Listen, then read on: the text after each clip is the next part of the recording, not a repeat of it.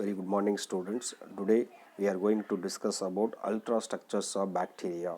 Already we discussed what is bacteria, what is the general characteristics of bacteria, who was discovered the bacteria, and who was coined the term bacteria. Even though once again I repeat these general characteristics, who was coined the term and who was observed the bacteria. So Antony van Leeuwenhoek was the first person to observe the bacteria in his own tooth scrapings and some living creature structures like insect eyes, some plant bodies, so and so.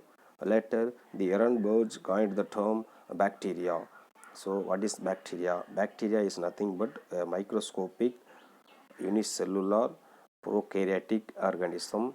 It doesn't has well-defined nuclei and membrane-bound cell organelles like mitochondria and chloroplast. If you look at these pictures, you cannot find the chloroplast and mitochondria nuclear membrane. Instead of well-defined nuclei, here some not defined not well-defined nucleus is present. That nucleus is called incipient nucleus or nucleoid.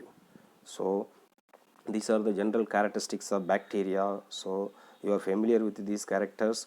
The size varies from 0.5 micron to millimeter. The smallest is Plagibacter ubique. The largest one is Thiomargarita namibiensis. It is also primitive organisms. It has incipient nucleus, plasmid. The cell wall is made up of peptidoglycan. The mode of nutrition is absorption, and the mode of reproduction is binary fission. It has 70 ribosomes. It locomote by using flagella. These are the some general characteristics of bacteria. These are the some shapes of bacteria. Already we discussed so many times. The spheres, rods, spirals. These are the some common shapes of bacteria. This is the ultrastructures of bacteria. If you look at this picture slides, you can find the various components of bacteria like flagella, phyla, cell wall, plasma membrane, nucleoid, ribosome, plasmids. We can see discuss one by one. So what are the components are found in bacteria? Here we can divide two components. One is essential components and another one is non-essential components. The essential components are cell wall, cell membrane or plasma membrane, ribosome, nucleoid, mesosome. The non-essential components are capsule, pili or fimbriae, flagella, plasmid, glycocalyx. If you look at this flow chart, we can divide the components of bacteria are three types. One is cell envelopes. The cell envelope consists of three components like capsule, cell wall and plasma membrane. The second one is external to the cell envelopes. The third one is internal to the cell envelopes. The external to the cell envelopes is flagella, phyla or fimbriae. The internal to the cell envelope is plasma membrane, mesosome, ribosome, chromosomes, plasmids, inclusions and vacuoles. We can discuss one by one. Now, what is cell envelope? Cell envelope is nothing but it is the outer covering of protoplasm. A bacterial cell consists of three components like glycocalyx or capsule, cell wall and plasma membrane.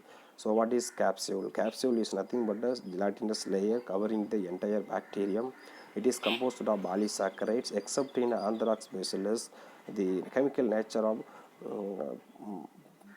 capsule is polysaccharides, but the Anthrax bacillus capsule is D-glutamic acids.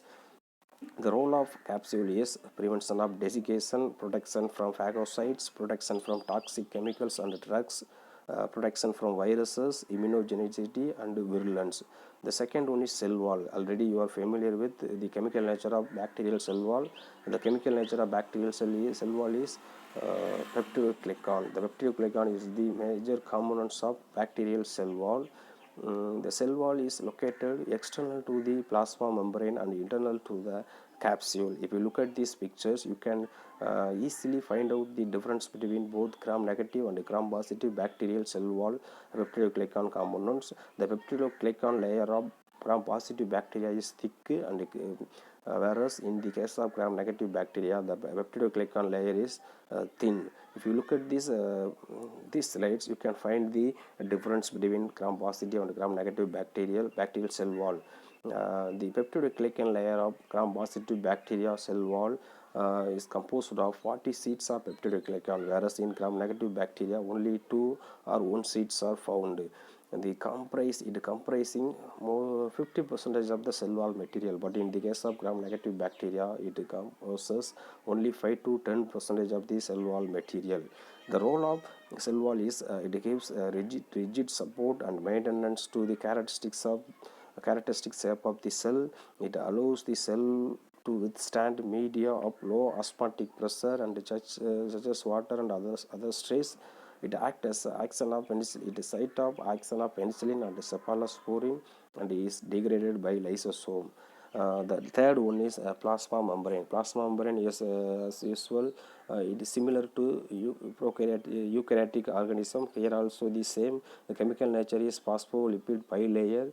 The role of plasma membrane is active transport of molecules from outside to inside and inside to outside. The energy generation by oxidative phosphorylation, synthesis precursors of the cell wall, and secretion of enzymes and toxins. Next we can see the structures internal to the cell envelopes. The first one is mesosomes. Mesosomes are specialized structures or invaginations or projections evolved from plasma membrane.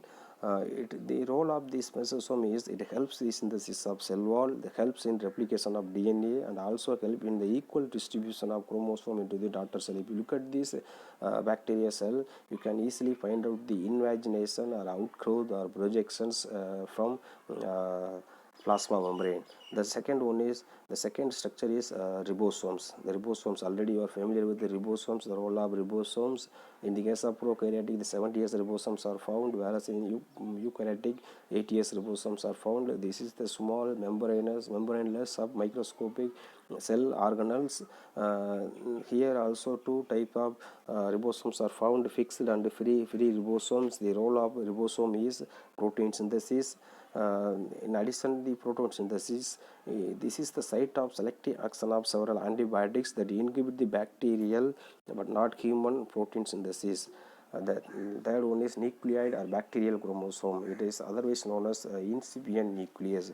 The nucleoid is the area of the cytoplasm in which DNA is located. It is a single circular molecule, contains no nuclear membrane, no nucleolus, no mitotic spindle, and no histones. One major difference between bacterial DNA and eukaryotic DNA is the bacterial DNA has no introns, whereas eukaryotic DNA does. If you look at this bottom of this slide, you can easily find out the difference between prokaryotic nucleus and eukaryotic nucleus. Here in prokaryotic nucleus there is no nuclear membrane, but in the case of eukaryotic you can find out the nuclear membrane. Then the next one is plasmids. It is the specialized peculiar unique characteristics of bacteria. Plasmid is nothing but a extra chromosomal double standard circular cytoplasmic DNA. This plasmid is used as a vector or vehicle to transport the one gene from one organism to another organism. So the plasmid role is very important in genetic engineering. If you look at this picture, you can find the difference between bacterial chromosomal DNA and bacterial plasmids. This is the characters which is found only in the bacteria, which is not found in any other organisms like fungi, algae, animals. The role of plasmid is antibiotic resistance, resistance to heavy metals, resistance to UV light, ability adherence of epithelial cells. All the characteristics encoded the gene which is present in the plasmids. The next one is inclusion bodies. The inclusion bodies are non-living structures present in the cytoplasm. The inclusion bodies may occur freely inside the cytoplasm, are covered by 2 to 4 nanometer thick or non-lipids, non-unit protein membranes. On the basis of the nature, the inclusion bodies are three types: gas vacuoles inclusion, inorganic inclusion, and food reserves. The next we can see the external to the cell envelopes. Only two parts is found in the external structures of the bacteria. One is flagella and phyla. So what is flagella? Flagella is nothing but a long hair-like whip-like appendages that move the bacteria towards nutrients and other attachments are a process called hemotaxis. The main role of this flagella is locomotion, composed of many subunits of single proteins like flagellin.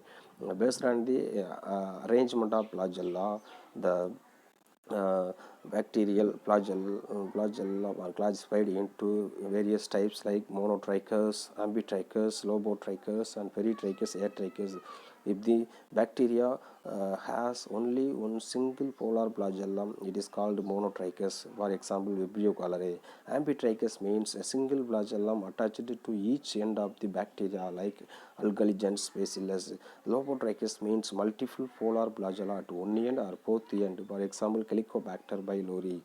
Peritrichous means flagella distributed over or entire the bacterial cell. For example, Salmonella.